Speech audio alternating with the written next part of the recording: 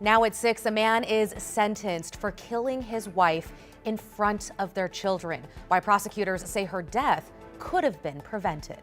There are certain cases that stick with you as a prosecutor. This one will stick with all of us. Plus, President Trump backs off a push to deploy the National Guard to Portland, why he's calling it a job well done, even though troops never patrolled city streets. And no late night New Year's celebrations for the Oregon Ducks as they get ready for the Orange Bowl. We're live from Miami to see how the team's preparing to face a challenging opponent. But first, it is New Year's Eve with people in the Rose City and beyond preparing to ring in a brand new year. Thanks for joining us. I'm David Molko. And I'm Christine Pitawanich. From your forecast to the big drone show at Pioneer Courthouse Square, we have team coverage to help you prepare, whether you're headed out or maybe even just planning a cozy celebration in. Nothing wrong with that. Let's go right to Jake Holter live in Southwest Portland. Jake, never hurts to get a little safety reminder, especially when it comes to fireworks. That's right, David and Christine. Happy New Year. And yeah, firefighters have long bemoaned fireworks due to all of the risks associated with them. They're illegal in Portland city limits, and new this year, if you hear them going off in your neighborhood, you can report it online. You can talk to any passionate pet owner. You can talk to anybody, a veteran with PTSD, and they'll tell you New Year's Eve is a tough night. Fireworks, especially when set off at home and not by professionals, can have some serious consequences. Between June 23rd and July 6th of this year, there were 27 fires caused by fireworks, 2 of which were structure fires. Fireworks have also been known to severely disfigure people. I've responded personally to people that have actually had very explosive fireworks go off in their hand and they no longer have hands. But Portland Fire has recognized that some concerned citizens want to report fireworks in their neighborhood and have set up an online system. This past summer, we were able to successfully put an online reporting tool up so that people could report fireworks usage and not call 911 and bog down the system. That can lead to a potentially deadly response delay. All that does is take those true emergencies and put them further and further down the list, making the response time greater when time really matters. The new form for fireworks reports allows public safety officials to find problem areas in the city. So you are, in fact, moving our community away from the usage of fireworks because we will utilize that information on how to go back and track down and investigate if something happens. Fireworks not the only danger on New Year's Eve, though, as the night is also notorious for drunk driving. You go out, you get caught up in the fanfare. Next thing you know, you might have had a couple drinks and I can get myself home. It's best to make a plan. If you're going to go out and celebrate with people that are going to be drinking, have a designated driver or utilize a ride share. PBOT is offering $10 off coupons on Ubers and Lyfts out of Portland from 7 p.m. until 4 in the morning. And Tri-Met buses and the Max are also free tonight after 8. David and Christine? Yeah, so many options to stay safe tonight. Thank you, Jake. Well, team coverage continues now with John Adams live in Portland's living room, set to host a big dance party and multiple drone shows. Happy New Year, John. Hey, Happy New Year's to you as well, David. And we're expecting a big crowd here down on the square later this evening as Portlanders will ring in 26 with that dance party and multiple drone shows. Now, the event will kick off at 8 p.m. with a video attack dance party, which will feature actual music videos being played on stage. There will also be food, craft drinks, and mocktails available to buy in an area with kid-friendly activities. The main show will be the 2 drone shows, the first of which kicks off at 9 p.m. The drone show has 250 drones. This year is the same that we had last year. It'll launch just east of the square, and then the drones will fly towards the square, and the show is kind of, it appears to be over the courthouse. Now, after that first drone show, there will be more music and dancing until about 11:50 when the second drone show will start, counting down until 2026. The event is free for people to come and attend, and event organizers encourage people to ride public transit if you can down to the event. David, Christine, back to you. Hey, looking very festive out there, John, and most importantly, I got to say, dry. Happy New Year. We'll see you later. Yeah. And another option in the area is in Milwaukee tonight. It's where a giant Bing Cherry, all lit up, will be dropping to celebrate the new year. Since it's an event with lots of families, they'll be celebrating on East Coast time at midnight on the East Coast, or 9 p.m. our time. If you're wondering why a cherry, well, the Bing cherry was actually first cultivated in Milwaukee in the late 1800s. Celebrate that history today, and we celebrate the man it was named for, who is Bing. He was the Chinese horticulturalist here on Seth Llewellyn's farm, and the cherry was named for him. The more you know. Very cool. I love the cherry drop. Yeah, I do too. The event also includes Chinese traditions like a lion dance and tea ceremony. It all runs until 9 on Main Street between Harrison and Jackson. Nice and early. If your tradition, by the way, is to ring in the new year at home, and I know lots of folks planning to do just that. Hey, we've got you covered right here on KGW with celebrations from across the Northwest leading up to New Year's at the Needle in Seattle. It's happening tonight right after KGW News at 11 on TV and on our free TV streaming app, KGW+. And if you're headed out tonight, let's get a first look at your forecast with Corey Johnson in for Matt. Corey, happy New Year's Eve. And also, will people need to be bundling up if they're going out? Oh, they definitely will, Christine. It is definitely going to be chilly this evening, looking at about 38 degrees for our low tonight. But the good news is, aside from the cold, it is going to be very dry, not expecting any rain. So getting into it, looking at our Rose City camera, beautiful night, 42 degrees and pretty clear across the board, sitting chilly. You'll want to grab a jacket if you are planning to get out the door this evening pretty soon. 32 right now in the Dalles, 42 in Portland, 37 in Longview, Kelso, and 41 right now in Astoria. This is our Vancouver camera, the Springs at the waterfront. A gorgeous look at that interstate bridge right now, 41 degrees at this time. So getting into Futurecast, as I mentioned, it is going to be dry throughout much of the evening. Not going to expect any rain, at least up until midnight as we usher in the new year. So getting into it, the cloud cover starting to increase as we get later into the evening around 8, 9 o'clock. Notice the system sitting near Medford. That's what's moving toward us. That's going to produce some rain as we get into our Thursday to kick off the first year of 2026. I'll break down the timing of it all coming up. Appreciate it. Thank you, Corey.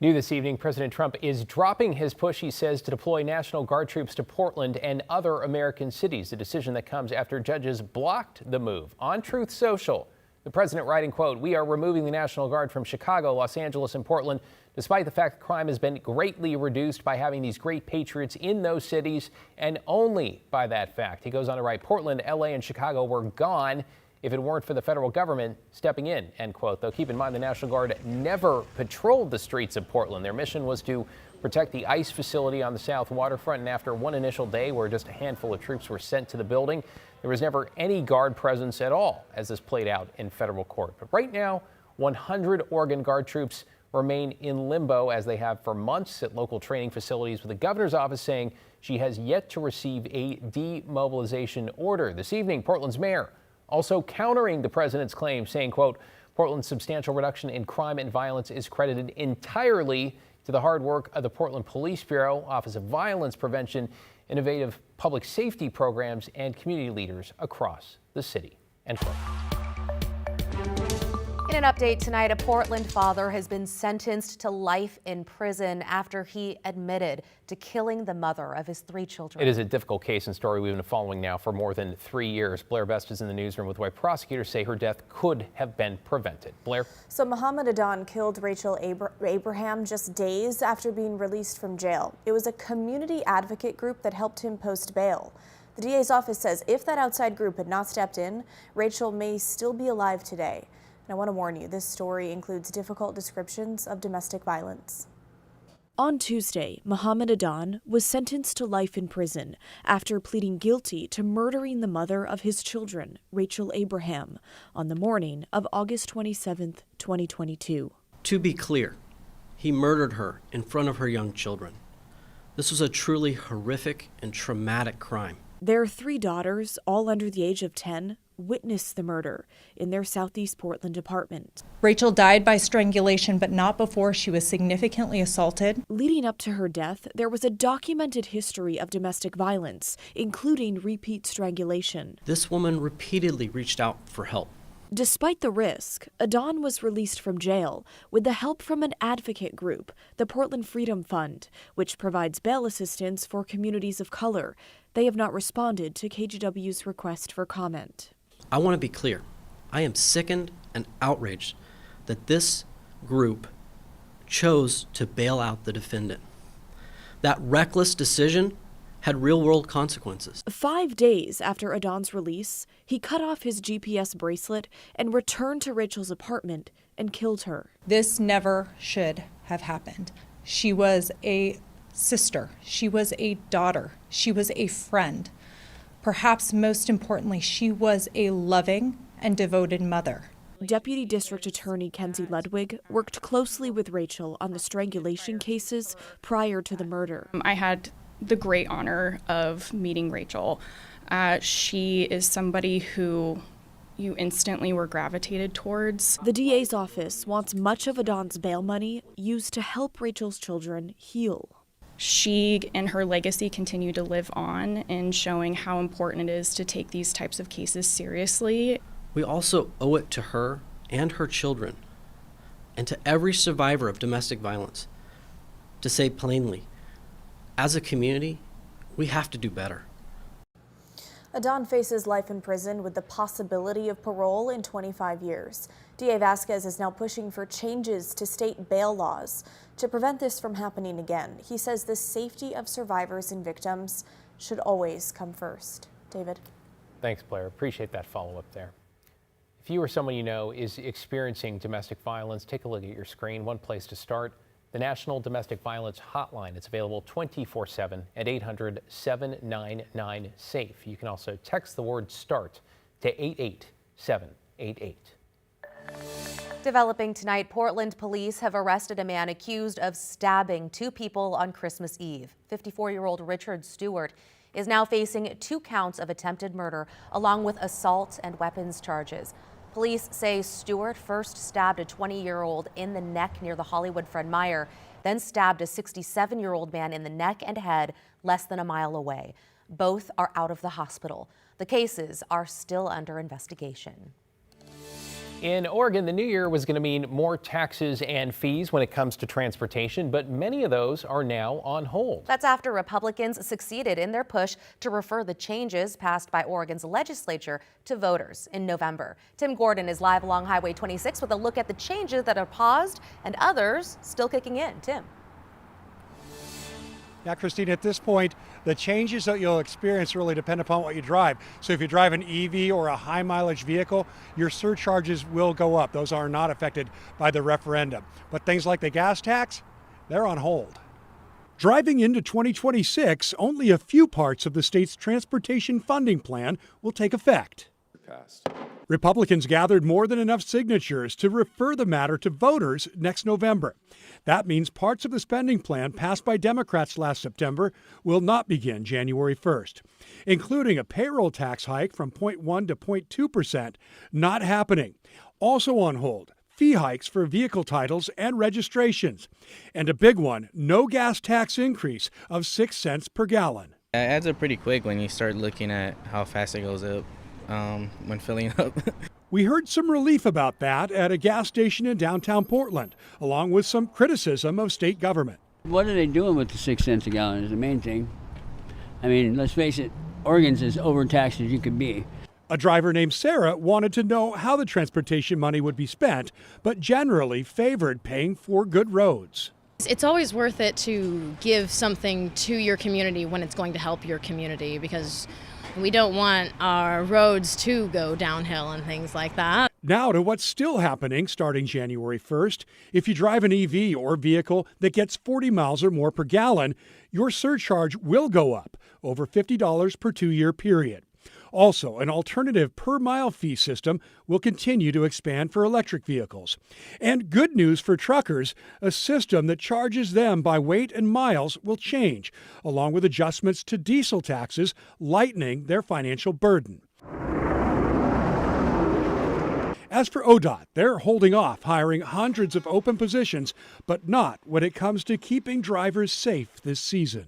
Well, as an interim measure, the governor directed us to go ahead and fill most of the vacant positions in our road crews and our maintenance crews for the winter, so that we have roughly the same service levels as last winter going into this winter. All right, so the November 26 election is when voters will decide, but that ODOT spokesperson said to us that he thinks they'll be getting a better picture of their financial situation coming up sooner than that during the February short session in Salem. Happy New Year's, guys. Back to you. Hey, Tim Gordon along Southwest Highway 26 in Southwest. Happy New Year to you as well.